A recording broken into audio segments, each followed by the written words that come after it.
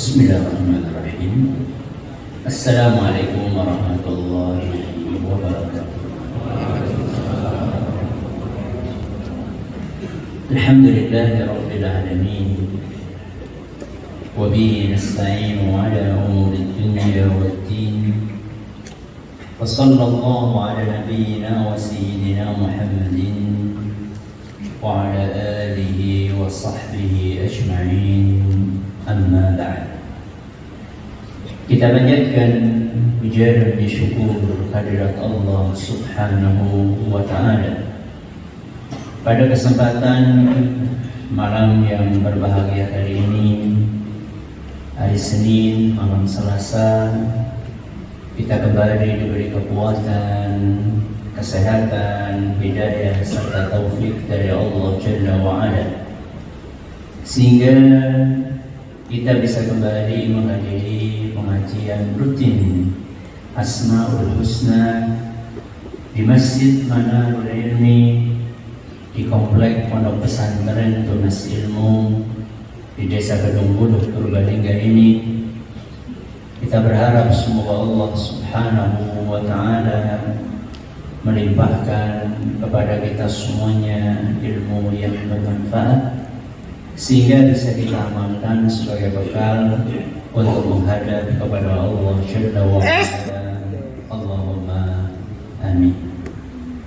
Salam dan salam semoga senantiasa tercurahkan kepada junjungan kita Nabi Agung Muhammad sallallahu alaihi wasallam, kepada keluarganya, sahabatnya, dan umatnya yang setia mengikuti tuntunannya hingga akhir nanti.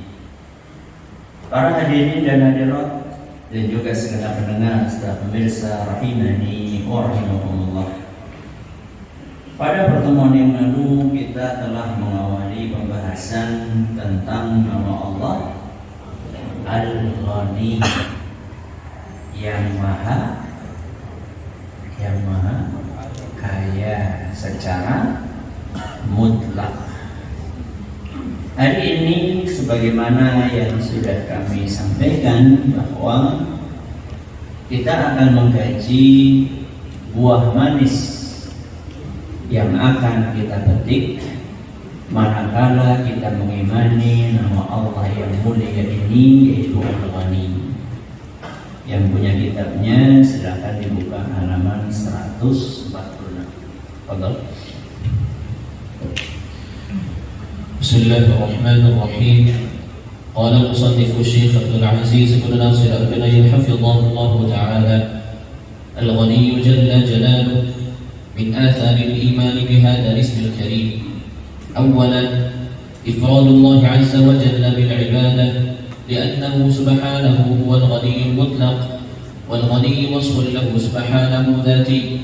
وما سواه من الخلائق مفتقر إليه فكيف يتخذ منهم معبودا مع الله تعالى. Buah yang pertama, memurnikan ibadah hanya untuk Allah. Apa buah yang pertama? Memurnikan ibadah hanya untuk Allah. Maksudnya gimana, Ustaz? Maksudnya semua ibadah yang kita kerjakan, kita persembahkan hanya untuk Allah. Kenapa demikian? Dijelaskan di sini, ifradullah azza wa jalla bil ibadah. Buah yang pertama adalah memurnikan ibadah hanya untuk Allah, li'annahu subhanahu huwal ghaniyyul mutlaq.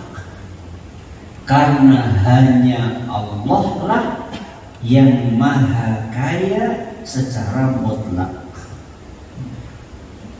Kalau Allah yang maha kaya secara mutlak, berarti selain Allah butuh. Butuh kepada siapa? Butuh kepada Allah. Manusia atau binatang atau tumbuhan atau benda mati, semuanya. Maka aneh kalau ada orang menyembah menyembah kepada yang sama-sama butuh. Harusnya kita itu menyembah yang maha kaya secara mutlak. Kok ada orang menyembah dan beribadah kepada makhluk yang statusnya sama dengan dia? Sama-sama apa? Sama-sama mati. Yang lebih marah lagi, ada orang yang menyembah makhluk yang lebih rendah dibandingkan dia, yang sama-sama selevel aja nggak boleh, apalagi menyembah yang levelnya di bawah. Satu level itu berarti manusia menyembah apa? Manusia. Itu namanya satu level, satu level. Yang masih hidup atau sudah mati? Ya dua-duanya. Menyembah yang masih hidup juga nggak boleh, menyembah yang sudah mati juga nggak boleh. Ada yang lebih parah dari itu, yaitu ketika ada manusia yang menyembah hewan. Padahal hewan dengan manusia lebih mulia mana? Lebih mulia manusia. Apa buktinya manusia lebih mulia? Buktinya manusia diberi oleh Allah Subhanahu wa ta'ala sesuatu yang tidak diberikannya kepada hewan. Apa itu? Akal. Hewan berakal atau tidak? Hah? Kok induk ayam akan melindungi anak ayamnya ketika diserang? Itu adalah insting. Apa? Insting. Beda. Aneh sekali, ada seorang manusia yang dimuliakan oleh Allah dengan akal menyembah sapi yang tidak punya akal. Apalagi hewan yang disembah? Apa? Apa? Tulang. Ular. Iya betul. Ada yang menyembah apa? Ular. Bahkan di salah satu negeri ada yang menyembah, maaf, anjing. Hanya karena anjing itu muter-muter berhala. Jadi ada anjing muter-muter berhala. Dianggap, wah ini anjingnya dapat apa? Wahyu. Akhirnya anjing itu diapain? Disembah. Setiap orang yang datang ke situ musab-musab apa? Anjingnya masih apa? Sesaji. Yang paling diuntungkan siapa? Yang paling diuntungkan siapa? Yang punya anjing. Karena dia akan masang kotak amal. Setiap orang yang mau ngalap berkah dari anjingnya harus apa? Masukin dulu. Sapi, ular, anjing, apa lagi? Tikus. Ya. Ada kuil tikus. Ribuan tikus di situ. Para penyembahnya datang untuk memberikan makanan, ya. Tuhannya dikasih makan. Ya. Harusnya Tuhan yang memberi makan, Tuhannya dikasih makan. Dan saking mereka takutnya, andaikan mualat gara-gara ngapa-ngapain tikus itu, kalau ada satu Tuhannya yang mati, alias tikusnya mati, nggak ada yang berani hindari. Jangan bisa bayangkan ada berapa Tuhan yang mati di situ dan bagaimana? Oh, subhanallah. Ini bukan dongeng, jemaah. Ini bukan kisah fiksi. Ini adalah kenyataan pahit yang terjadi di alam semesta ini. Alhamdulillah, Allah beri kita hidayah, sehingga kita mengetahui bahwa satu-satunya yang layak untuk kita gantungkan nasib kita kepadanya adalah Allah. Satu-satunya yang layak untuk kita curhati adalah Allah. Satu-satunya yang layak untuk kita letakkan kepala kita di atas rantai demi untuk beribadah kepadanya adalah Allah. Satu-satunya yang layak untuk kita arahkan tangan kita kepadanya saat kita berdoa adalah sinten? Kenapa? Karena Allah Al-Ghani. Allah itu maha kaya secara mutlak.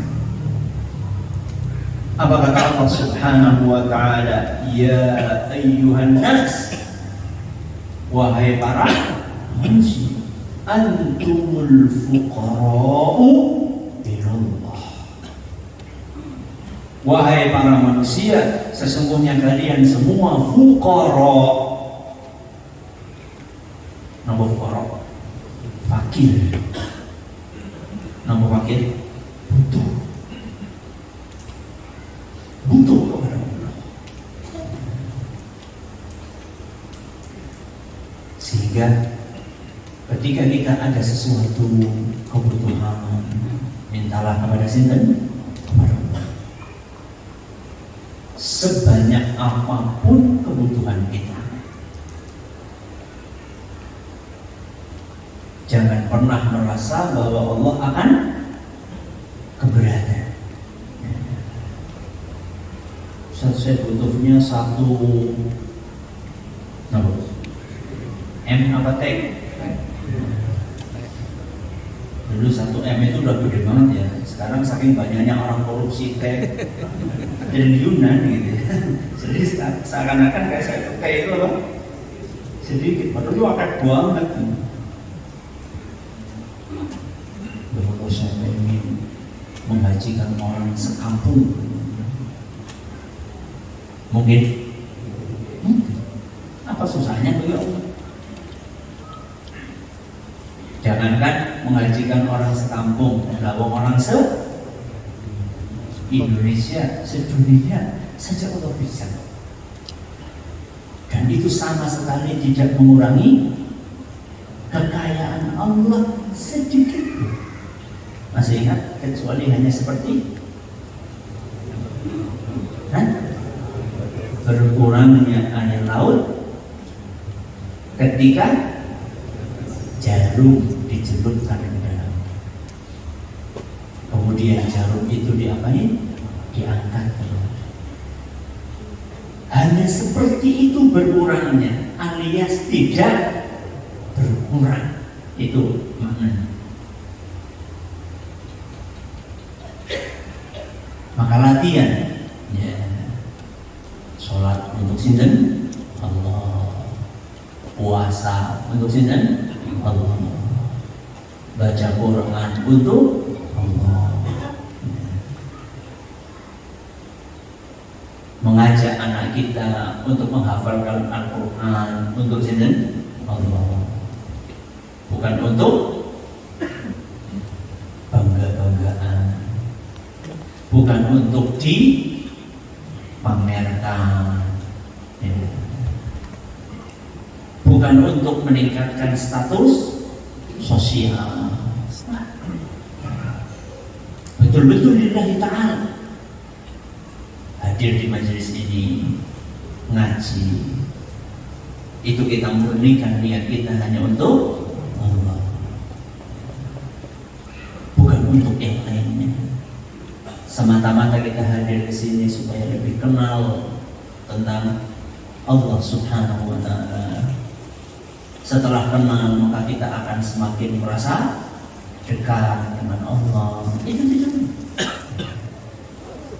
Jadi buah yang pertama apa? Memurnikan ibadah hanya kepada Allah. Buah yang kedua,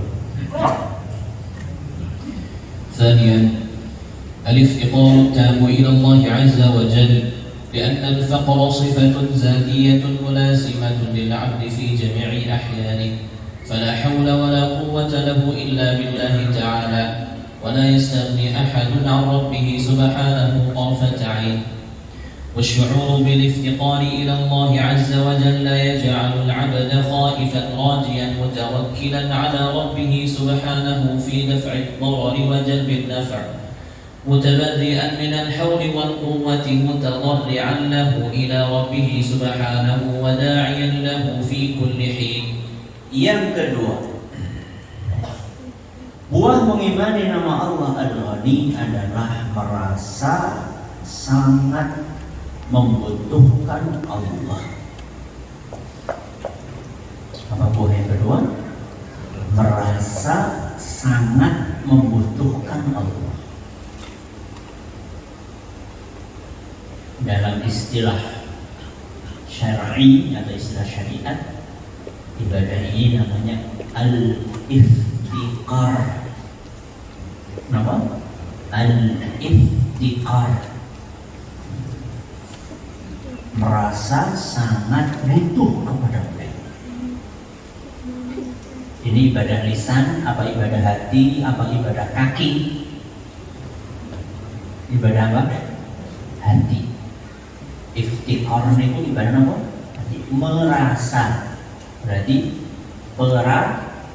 perasaan butuh.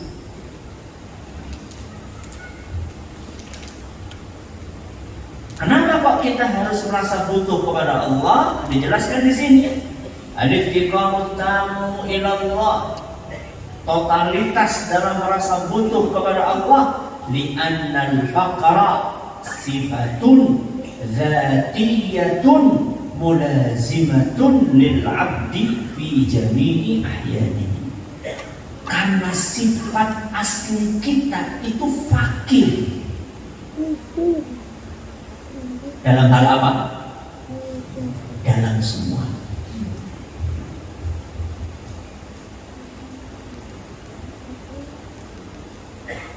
Kita itu lahir dalam keadaan nggak bawa apa.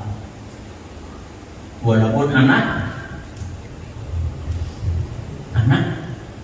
konglomerat. Apa ada anak konglomerat lahir sanggup?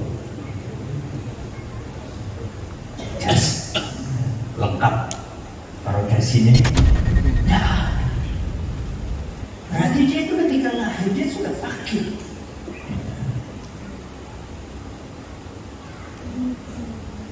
Dia nggak bawa apa-apa, nggak punya apa-apa, nggak tahu apa-apa. Coba perhatikan. Wa wajadaka dhallan fahada wa wajadaka 'ailan fa'aghna. Jadi manusia itu ketika lahir nggak tahu apa-apa. Terus sama Allah Subhanahu wa ta'ala dikasih petunjuk. Wa wajadaka 'ailan, ketika lahir kita itu dalam keadaan gak punya apa-apa, fa'aghna, terus dicukupi sama Allah Subhanahu wa ta'ala.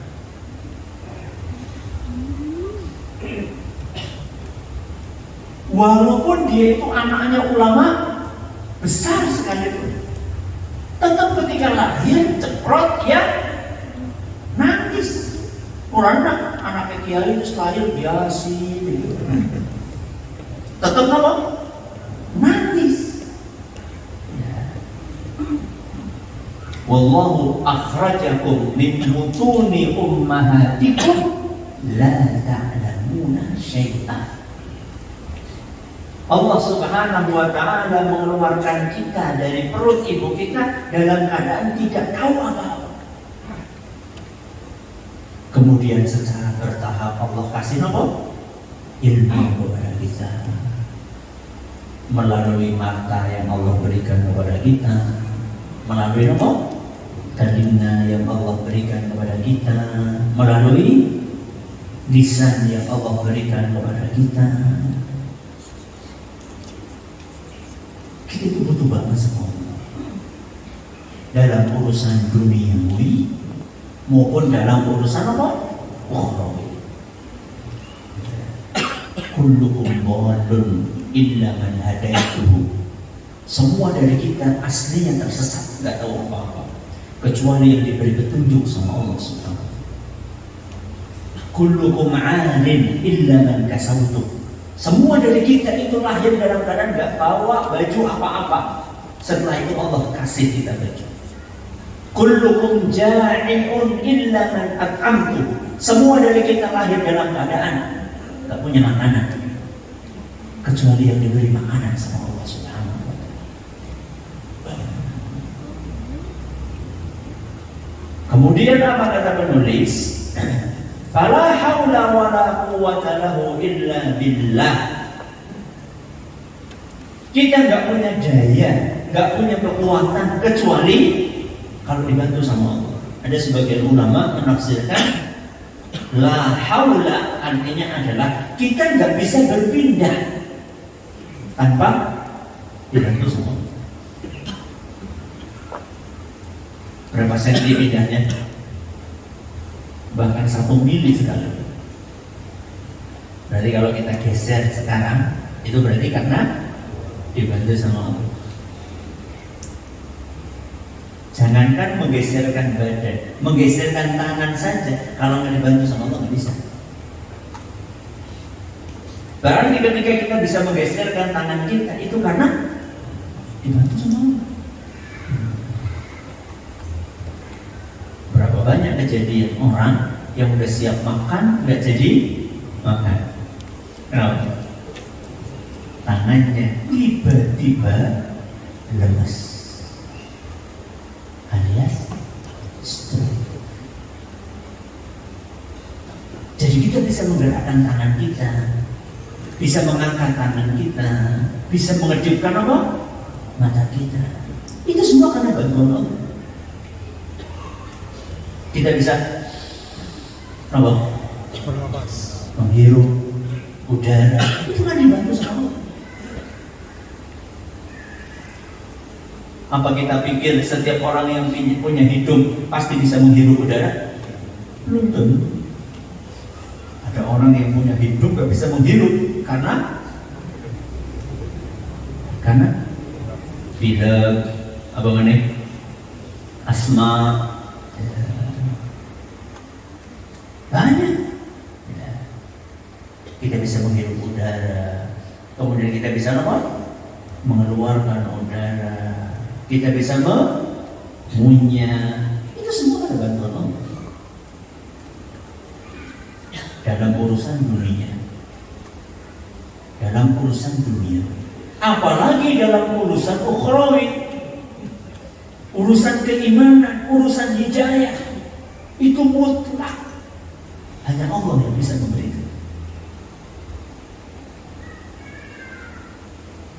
Jangankan kita, lawang Rasulullah SAW manusia yang paling dicintai oleh Allah saja gak bisa memberikan hidayah kepada orang yang sangat beliau cintai. Cintai paman beliau yaitu innaka la tahdi man ahbabta. Sungguh engkau wahai Muhammad tidak bisa memberikan hidayah kepada orang yang engkau cintai. Walakin Allah yahdi man yasha. Hanya Allah yang mampu memberikan hidayah kepada siapapun yang dikehendaki. Nabi Nuh alaihi salam sekuat tenaga beliau berusaha untuk mendakwahi anaknya sendiri. Dan beliau berdakwah nggak tanggung-tanggung. Berapa tahun? 950 tahun. Siang dan malam beliau dedikasikan umurnya, waktunya, tenaganya, pikirannya, ilmunya untuk berdakwah. Buah hatinya sendiri tidak dapat hidayah. Kita ini fakir, kita ini butuh, dan harus selalu merasa butuh kepada sini, kepada Allah. supaya tidak sombong. Sehingga ketika kita mencapai sebuah prestasi, apapun prestasi, prestasi duniawi maupun prestasi imani, prestasi duniawi yang naik jabatan, tambah kekayaan, apalagi nambah anak, istri boy. Semua itu karena nomor dibantu sama Allah.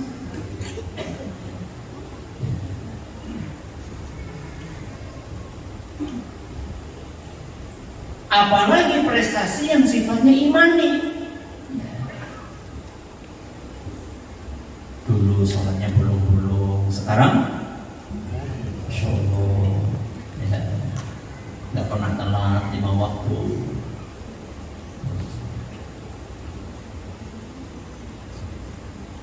Dulu Ramadan pun nggak pernah puasa, sekarang jangankan Ramadan, 10 Zulhijjah aja puasa. Masya Allah. Ya. Dulu nggak pernah nyentuh Al-Quran, sekarang di mana-mana, kemana-mana sakunya isinya apa? Al-Quran. Masya Allah.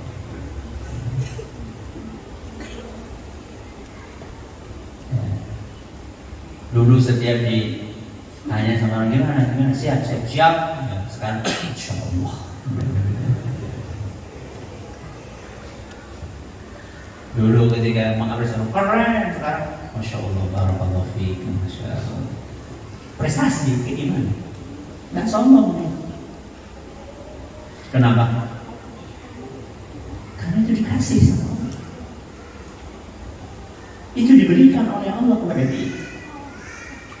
Jadi perasaan butuh kita kepada Allah itu membuat kita menjadi bersikap rendah hati, nggak sombong. Setinggi apapun prestasi kita.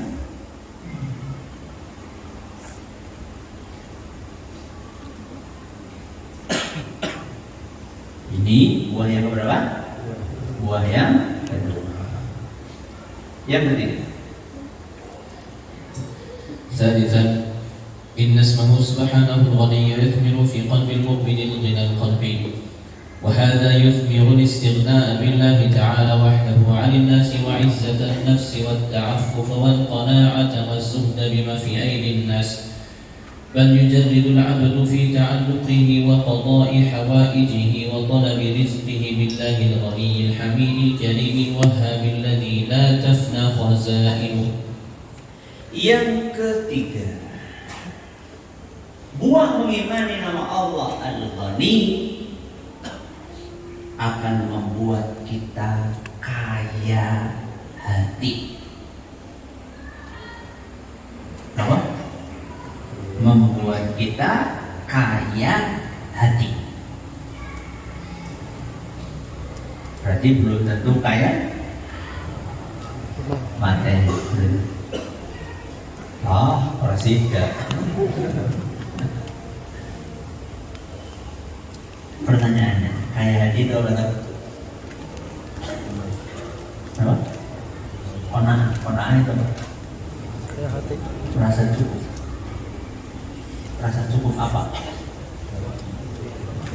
Merasa cukup dengan Allah. Apa? Merasa cukup dengan Allah. Itu namanya kaya hati. Maksudnya apa, Ustaz? Maksudnya adalah kita ini bergantung hanya kepada Allah. Kita hanya berharap kepada Allah. Kita hanya menyerahkan nasib kita kepada Allah. Kita memasrahkan seluruh urusan kita kepada Allah. Itu namanya kaya hati.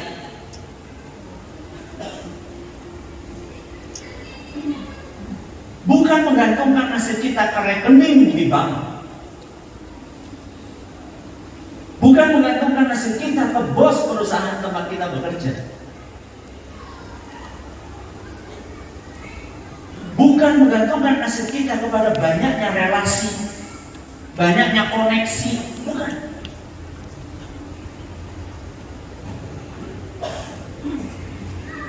Itu namanya kaya apa? Hati. Dan orang yang menggantungkan semua urusannya hanya kepada Allah, inilah orang yang super kaya. Berarti kalau menggantungkan nasibnya kepada harta, kepada ini bukan orang apa? Bukan orang kaya, Bu. Walaupun duitnya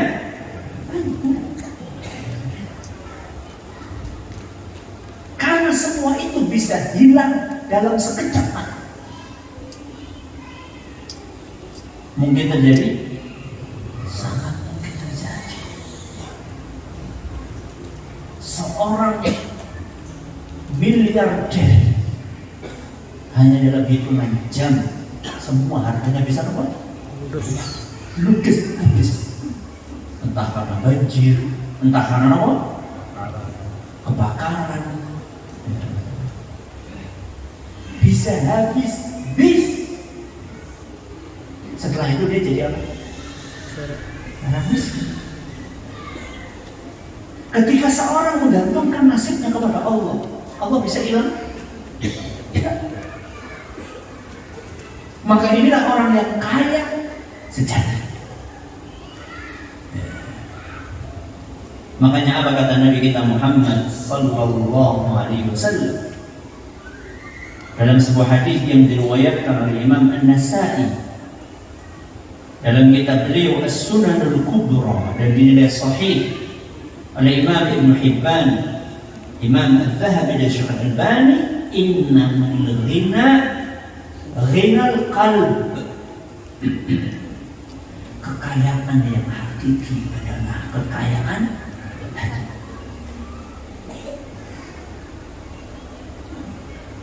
Sehingga walaupun dia itu kelihatan, walaupun dia sejatinya fakir, miskin, tapi dia kelihatan kayak apa? Seperti yang Allah ceritakan tentang para sahabat Nabi. Yahsabuhumul jahilu aghniya'a minat ta'affuf. Orang-orang yang datang ke kota Madinah dari luar Madinah,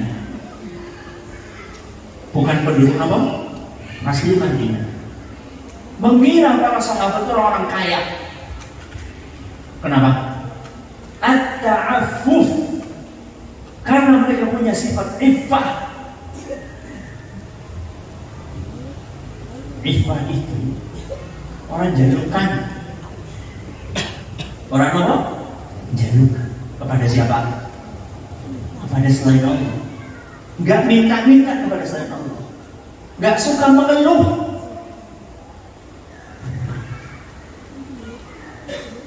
Mirip kayak orang di zaman ini kan. Wong suki be kaya wong melarat. Kalau zaman sahabat, orang miskin kayak orang kaya. Kenapa? Enggak pernah ngeluh kecuali sama Allah. Di zaman ini orang kaya pun apa? Ngeluh.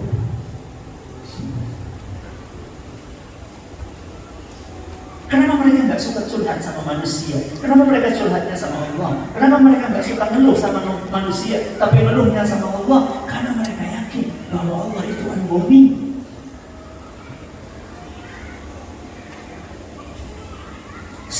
Sehingga ketika mereka ada kebutuhan mendesak, mereka nggak mikir mau tangan di mana ya?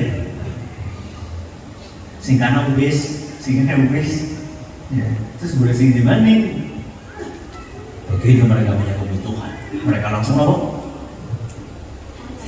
Angkat kedua tangannya, berdoa sama Allah. Kerja bukan? Ya tetap kerja, seorang kerja, tetap kerja. Ya. Mencari nafkah, tetap. Tapi ketergantungan hatinya bukan kepada pekerjaan dia. Ketergantungan hatinya adalah kepada Allah Subhanahu wa Ta'ala.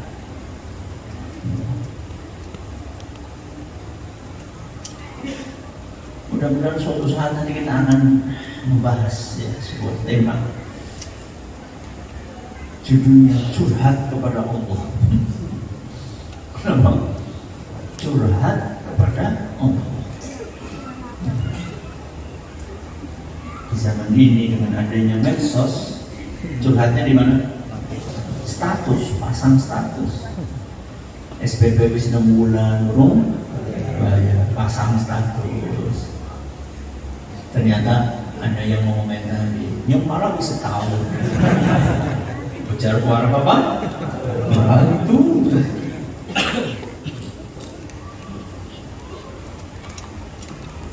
Mudah-mudahan suatu saat kita bahas dan curhat kepada sini. Kenapa? Allah itu tidak akan pernah mengecewakan. Kalau manusia sering mengecewakan. Tapi anehnya banyak orang bertahan untuk mencari kekecewaan. Dan itu menunjukkan betapa masih banyaknya manusia yang tidak kenal kepada Allah. Andai mereka kenal Allah, maka mereka akan menggantungkan semuanya hanya kepada Allah saja. Alhamdulillah, selesai pembahasan kita tentang nama Allah Al-Ghani. Dan insya Allah pada pertemuan berikutnya kita akan pindah untuk membahas nama Allah yang lainnya. Terima kasih atas perhatiannya. Mohon maaf atas segala kurangannya. Kita akhiri. Subhanallahumma wa bihamdika asyhadu an la ilaha illa anta astaghfiruka wa atubu ilaik. Assalamualaikum warahmatullahi wabarakatuh.